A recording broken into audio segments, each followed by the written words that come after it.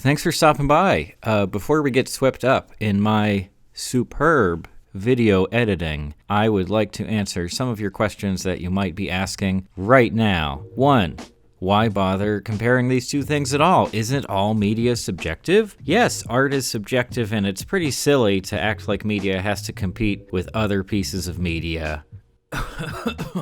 But when I wrote about why the Marvel movies just never worked for me, I had a hard time coming up with alternative examples of good storytelling within the context of wacky, supernatural action. Avatar is the perfect counterpoint, and I think it will help me explain my problems with the storytelling in the MCU. 2. Doesn't your analysis tend to be based on personal feelings rather than objective talking points? Yeah, definitely. Number 3. How does the cat feel about your Kucki Kopi nightlight?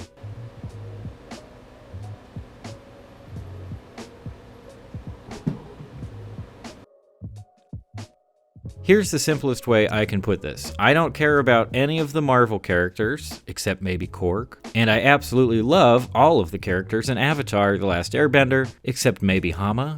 Nah, I mean, she's kind of great. And by the way, there's no nostalgia factor here. I watched most of the Marvel movies, including Endgame and Infinity War, last year for the first time, and I watched all of Avatar for the first time about 5 months ago. So what makes the Avatar characters that much better, and why do I care about them? For one, every character has real problems that get in the way of what they need to do. Sokka is arrogant and kind of dumb. Katara is overprotective and possessive. Toph is the best character, but she also has serious anger issues, and she's not all that responsible, and she's the best character. And Aang is the worst Avatar for most of the show. He lacks confidence, and he just plain fails a lot of the time, even during some really important fights. Flaws make characters relatable. Relatable characters are good characters. The Marvel guys, they tried to have flaws. Tony and Cap, you see, they got into an argument about like AI or something, and they did indeed lose to literally the most powerful force in the universe. But one movie later, oh, look at that. It's fixed now. Okay.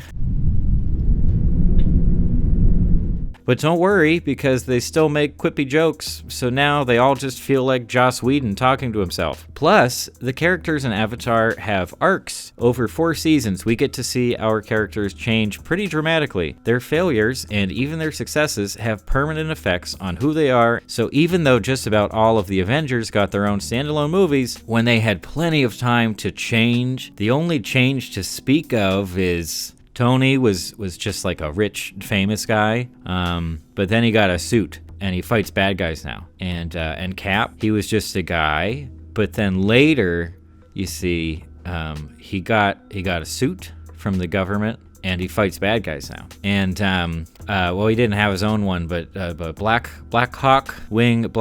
Blackwing. I looked his story up, and so he was just a guy who shot arrows, but then he got an embarrassing haircut, and he shoots arrows at bad guys now.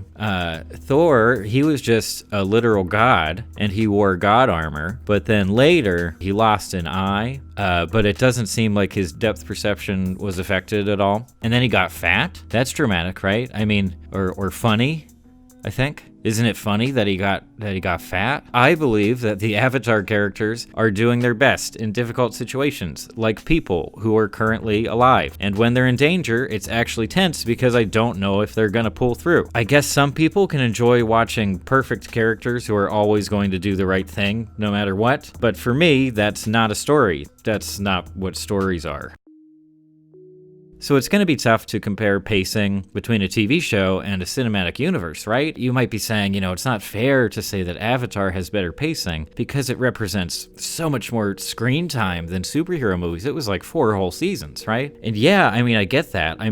After all, The Last Airbender is a whole 1,464 minutes long, while the MCU movies added up to only 3,000 minutes. So in that case, in less than half the time of the MCU combined, Avatar manages to pull off some really fantastic pacing that includes a significant amount of downtime. There are long strings of episodes where nothing too actiony happens at all. The lead characters spend a lot of time just eating or talking or walking around and looking for something. And it sounds pretty boring from the outside, but those very low-key moments also do a lot of work. They help establish solid pacing for your story, and we get to learn new things about the characters in those moments. It seems like Hollywood movies are shifting towards more frantic pacing and not really giving the audience even the slightest chance to be bored. But when everything is constant action and people zooming around through CG effects, it starts to not mean anything. It starts to feel really samey because it is. When you sprinkle a lot of quiet parts into a piece, the loud parts mean a lot more. They're more interesting because they're different. Marvel tried to give us moments when the characters were just hanging around, but during those moments we don't learn anything useful about them. They just reiterate each other's most surface level features. Good pacing is helpful not only to character development but to the plot as well. It allows for tension and release, setup and payoff.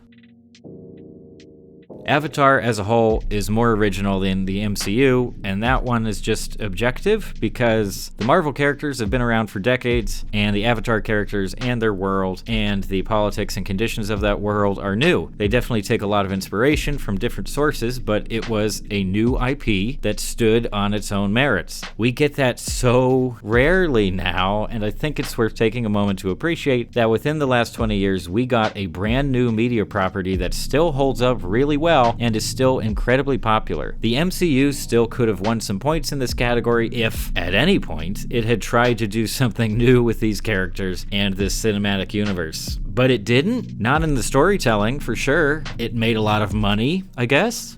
So much money that now everything has to be a cinematic universe. So that's cool. Thank you for that. We appreciate it. The MCU just took old characters and put them on the big screen, and I guess sometimes they interact with each other. The end.